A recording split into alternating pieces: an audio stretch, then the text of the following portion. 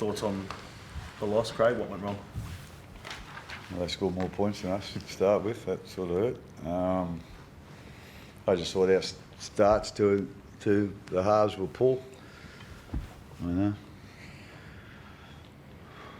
I don't like saying this, but different stages looked like the game was more important to them than it was to us. So, and usually when that happens, you get away with it, which they did, So, like I say, I was just really disappointed how we started both halves. And, Obviously, it didn't help the second half with Harry in the bin. Your thoughts on his sin binning? I'll let you guys comment on that.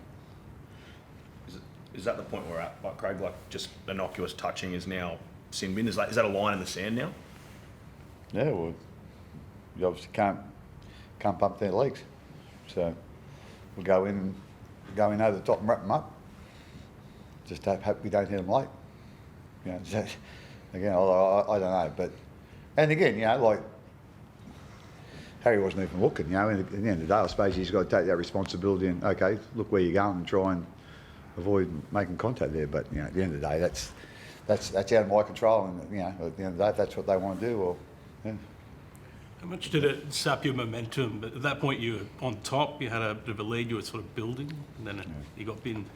I know you'll never know that. At the end of the day, it might have went the same way it did. Might not have. That's hard to answer. Harry, but obviously, having your captain off and your dummy half off probably doesn't make it any easier for us. Harry, your face kind of said it all when you got binned. Like, what was Grant Atkins' explanation to you? I was a bit shocked. I just had no intention of going in with any intent to hurt Acko.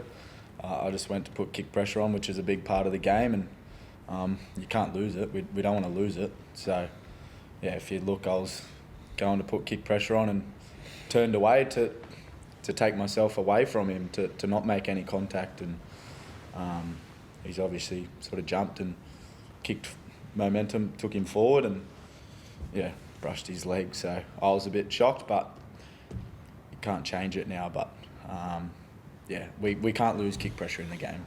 It's a big part of the game and don't want to lose it. Is there a bit of confusion now? Do you want to try and seek clarity around it? It's not for us, it's not our call, but I just don't want to, there's a lot of players out there that work really hard in the game, and kick pressure is really important in the game, so you can't lose it. I think with any rules or what's known as we've got consistency. That's the mark now. You touch his leg, doesn't matter how hard, you go to the bin. Why do you think it was changed tonight, Craig? Like, we've seen guys get touched this year, and there's been penalties, but I don't think we've seen a sin binning for that. I don't know, that might have been ordered, or they didn't tell anyone. It's not been passed down. I never heard that one. But like I say, at the end of the day, that might have been the reason. You might have thought that it was worse contact than what it actually was. I don't know. Like I say, at the end of the day, it's is what it is, and can't change it. So Tyrone Wishart probably had his best game of his career.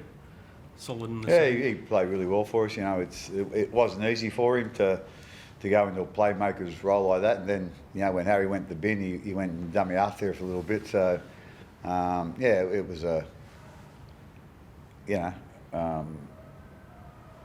tough thing to play 80 minutes because he hasn't played many minutes at all, to be quite honest. But he's a fit kid, and I thought he competed great tonight, and he done a really good job for us.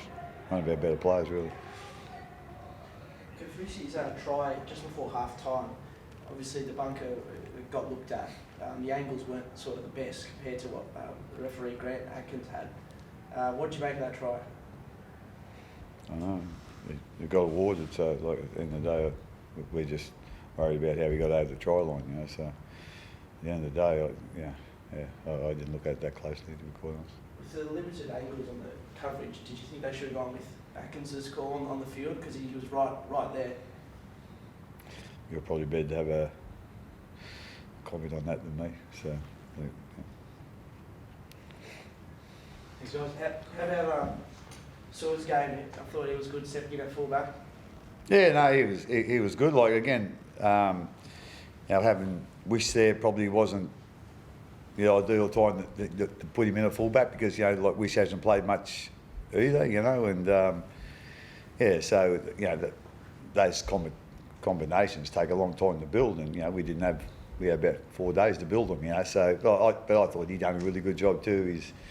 We all see how quick he is, and we just need to probably be using him in some different ways and have a few more plans for him, to be quite honest. Like I say, we didn't have a whole heap of time this week to do that, but I just thought he done a great job as well as Wish. Like obviously to lose Hughesy and Paps was obviously not ideal, especially together, at the same time. But I thought those guys really competed hard, competed well, and I thought they both played really well. When will Hughesy and Xavier be back? Yeah, good question. I don't think Hughesy going to be back until probably even after the bye. I'm not quite sure about X. I hope he's back next week, but if he's not back next week, it should be the week after, I think. But yeah, I think Hughesy's going to be after the bye. This year, NRL on 9 is your one-stop shop for all footy. That's right, Freddie. Not about the highlights, action, 7 days a week. Billy and Gus podcast, get that on your drive on the way home. Immortal Behaviour, grab a seat on the couch for that. And of course, my favourite, Freddie in the Own. The best footy brains, the biggest games. Don't trust the algorithm, subscribe to NRL on 9 and get all your entertainment there.